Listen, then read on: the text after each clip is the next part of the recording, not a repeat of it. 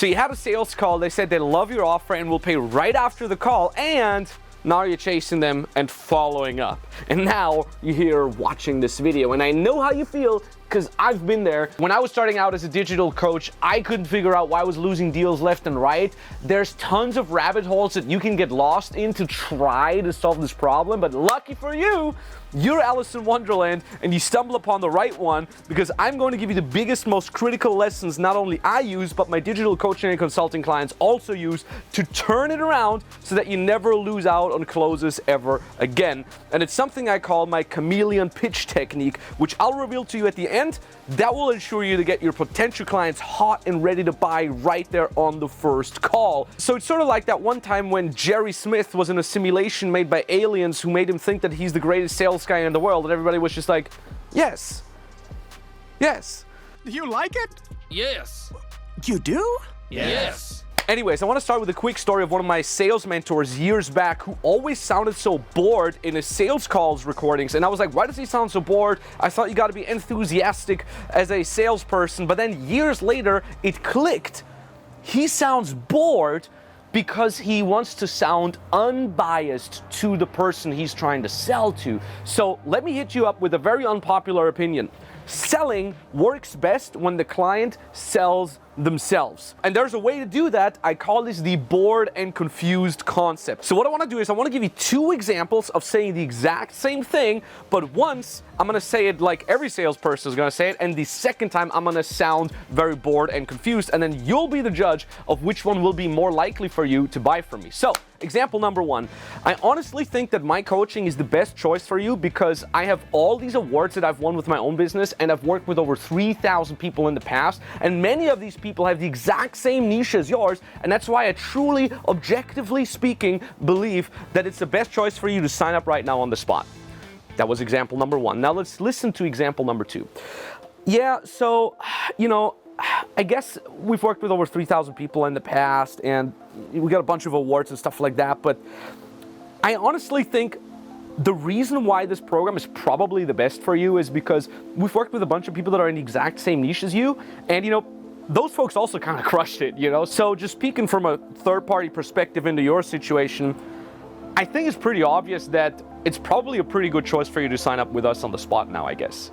So you can see here which one makes me sound more unbiased. Probably the second one, because I'm not trying to whoop-de-doo charisma my way and make the idea yours. No, I'm just kind of like this, yeah, I guess, I don't know, we have all these awards, I don't know, there's all these 3,000 clients, I don't know. It's like I'm bored and confused. So psychologically speaking, why does this work so well when you sound bored and confused? Because you sound unbiased. And when you sound unbiased, your prospects put down their defensive shield that they would otherwise have up when they talk to a guy that just wants to sell them. Does that make sense? So if you're sitting there and you're listening to the sales guy, and the sales guy's like, yeah, I don't know. They're like, yeah, this guy's harmless. He just honestly wants the best for me. Whereas someone that is trying to charisma and be all hypey-dipey, they're like, yeah, he's just trying to freaking sell me. People hate the idea of being sold to, but they love the idea of buying, right?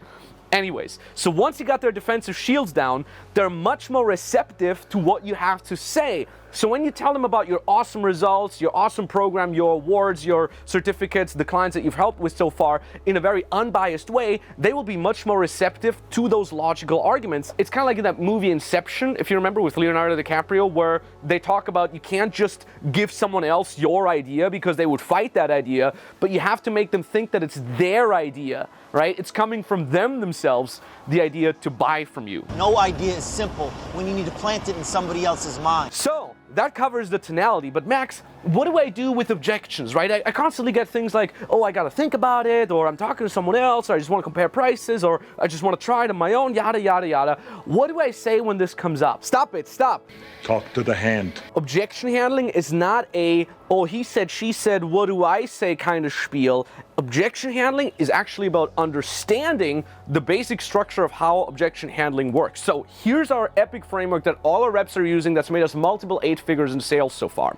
I'll crack into quick stories to really bring that example home for you here. So what we do in every one of our programs is we review the sales calls of our clients. They record them and then we give them feedback on what they did well, what they got to improve on. And what I see all the time is these overly eager closers that really want to handle objections right away. So the prospect says, oh, I got to think about it, I'm not sure yet. And then the closer goes into like, yeah, Elon Musk, he's sometimes also not sure, but people like Elon Musk and Jeff Bezos, they all know that they got to take action, yada, yada, yada. so it's almost like this head through the door, handle all the objections right away. But that's not how it actually works, right? Listen up. There's a great quote by Stephen R. Covey saying, seek first to understand, then to be understood. So here's how this concept applies to objection handling. What you need to do is, the moment you get an objection, is you lean back, you breathe, you calm down, because in most cases you just want to handle the objection right away. So you breathe first, you calm down, and you ask clarifying questions first. Because in 99% of the cases, you don't know the exact objection yet. And if you try to handle it, it's almost like trying to kill a fly on the wall with a bazooka. So you really want to first understand your client's objection first. That's why you ask clarifying questions first. Then you isolate what you believe is the real objection. So for example, prospect says, I got to think about it. Now you ask a clarifying question saying, well, okay, that's interesting. What exactly is it that you need to think about? Now the prospect is probably going to say something like, well, it's a little bit of a bigger investment altogether, all up front, so I don't want to rush into things. Now you say, okay, interesting. So you don't want to rush into things specifically. Now, when you say it's a little bit of a bigger investment all up front altogether, what exactly do you mean? Because maybe I can help you. Now the prospect will say things like, well, I'm a little bit tight on cash right now, whatever, $6,000 all up front. It could get me in a financially struggling situation. So now you've clarified the question, right? You've gone from, I got to think about it, oh, Elon Musk and everybody also needs to take action, to, oh, I actually understand that their problem is that they might not be able to afford the whole price of the program all up front. Now you get into the next step, which is isolate. The way isolation works is you basically say something, okay, Jimmy, so what I hear here is that the finances might be an issue for you. Is that the only thing that's holding you back, or is there anything else? Now you're isolating that. It could be now that there's 2, 3, or one other objection that you also have to isolate, but in most cases it's just the one thing if you did the rest of your sales call properly. So now the prospect says something like, yeah, this is literally the only thing that's holding me back. Now you go into the third step, which is confirm. Confirm that this really is the only thing. The way this sounds is like this. All right, Johnny, so what you're saying is that the finances are the only thing that's holding you back. Otherwise, you would be ready to get started with us today, right? Now the prospect says, yes, it is. So now you confirm that, and now you handle the objection. So instead of head through the wall, handle the objection real quick, you lean back, you breathe, you ask clarifying questions, you isolate the objection, then you confirm it, and only then you handle the objection. And in case you're wondering, what would you say in this case now, Max? Well, if they say they can't pay everything all up front, I would say, well, let's work on a payment plan. Then I would find out what they'll be able to afford without getting them into too much financial trouble. Then I would offer them a payment plan, and we got the close done. And if they then still say, I still got to think about it, all you got to do is wash, rinse, repeat, lean back again, and ask clarification questions again to then isolate and confirm and handle a new objection. And you just wash, rinse, repeat that, and it's crazy because sometimes that's just a whole extra hour where it's just like you handle one objection after the other. But it's important for you to stay calm and chill as you're doing this and just handle one after the other until the prospect buys. Very, very simple. Now, with that rough structure in mind, it's important for you to realize where on the so-called objection handling seesaw, so to speak, you are yourself. On one extreme, you have the kind of, head through the wall, I gotta handle objections immediately. So if that is you, you gotta move more towards the middle of like, okay, let me chill, and before I get into objection handling, let me find out a little bit more about what the exact objection is.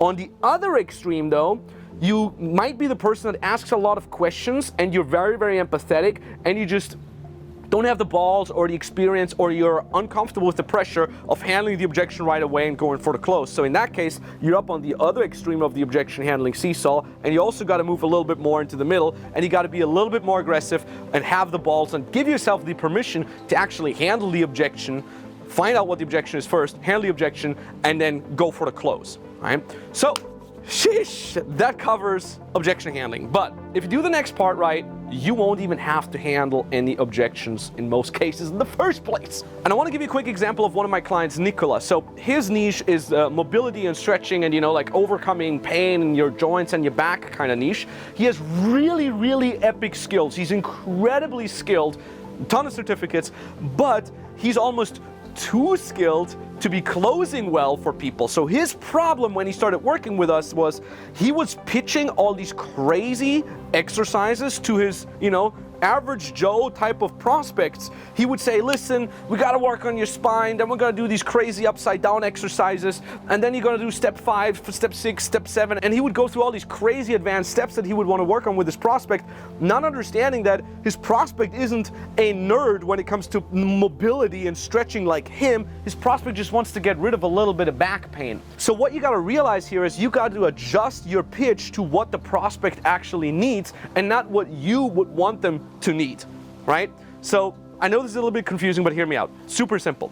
The pitch starts at the beginning of your conversation with the prospect already, not at the end.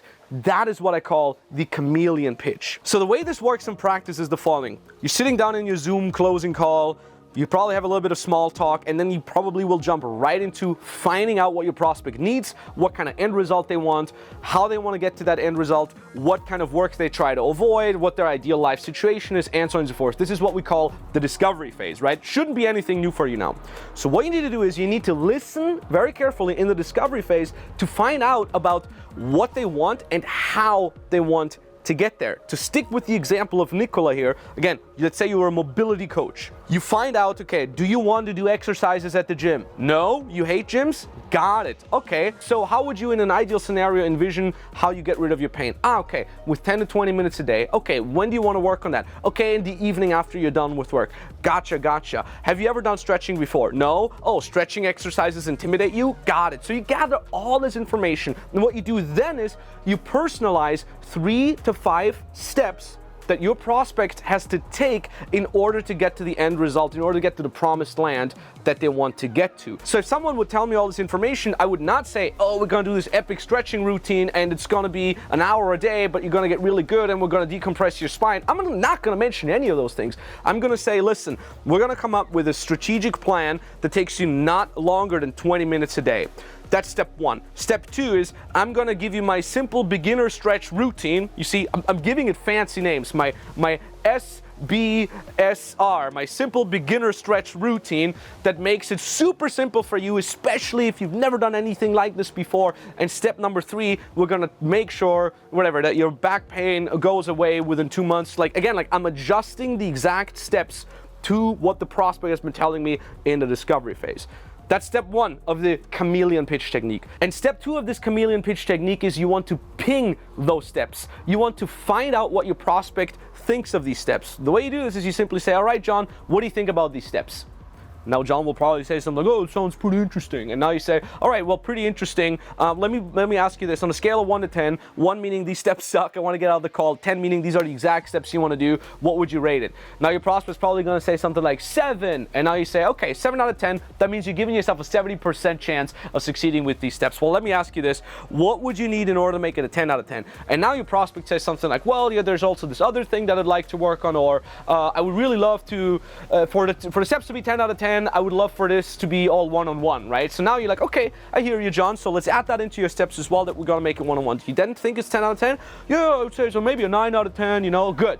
As long as you got like an 8 out of 10 plus, you're good to go. And now at this point, what I also want to ping for is whether or not the prospect wants to implement these steps. So I literally say, do you want to implement these steps, John? What that does is it, number 1, gives you a pre-objection if there is any. If they say, no, I don't want to implement these steps, you can circle back and kind of find out what it is that's holding them back. Or they say, yes, I do want to implement these steps. When they say, yes, I do want to implement the steps, you've just elicited a buyer's signal. The prospect is saying yes to something. Yeah, I want to implement these steps. All right, so that covers the pinging part of the chameleon pitch technique. And now the third part of the chameleon pitch technique is the pitch. But careful here, because with the pitch, you're not going to pitch the program. Do not make the mistake of now saying, well, yeah, my program is one-on-one and you got the WhatsApp connection and you got the video course and yada, da, da, da, and it costs $3,000. Don't do that, because nobody cares about the program. People care about the end result. Your program is the hammer. The end result is the frame, the picture on the wall. So what I always do here is I pitch the steps. I literally say, all right, John, what we're going to do is we're going to implement these steps together. We're going to work one-on-one together over the next 3 months, and we're going to get you to the end result. Price for that is $3,000. Now you've pitched the steps, not the program. You can kind of mention the program, like the most important parts of the program a little bit. So if your prospect is mentioned earlier in the discovery phase that he really wants to work one-on-one, for example, then I would say, we're gonna work on these steps one-on-one together over the next 3 months, and the price point is $3,000. So you can kind of sprinkle in a little bit of relevant information about the program, but in essence, you're pitching the steps, all right? Now, 3 things can happen. Number 1, prospect says, random objection, in which case you got the objection handling structure I just given you. Option 2 is your prospect says, sounds good, I'm in, let's do it. Or option 3, which is, I would almost argue, the most common option, that is that your prospect has a couple more questions on how exactly the program works. And now you can go into details of the program. So for example, John is going to say, oh, it sounds good, sounds reasonable, yada yada. How exactly does the one-on-one work? Do I have your phone number? Are we going to converse over email? Are there going to be calls? And now you just explain how the rest of the program works, how the structure works, how long the video parts are, and so on and so forth. So you answer all the questions, and then you always just circle back and you say, so what do you think?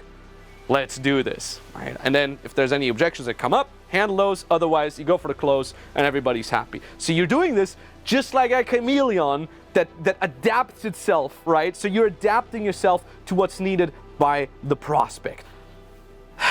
All right, so this is all cool because now you'll be able to close deals left and right. But it's kind of like the usual but now, right? There's a high chance you shouldn't even be selling in the first place yet. Don't sell unless you know how to price your offer the right way. And if you want to learn how to do so, as well as all the other things necessary to build a coaching business that can make you 6 to 7 figures a year, check out the first link in the description. And if you're not ready for that yet, check out the next video here where I don't let you make the most common pricing mistakes. So I'll see you on the other side. GG.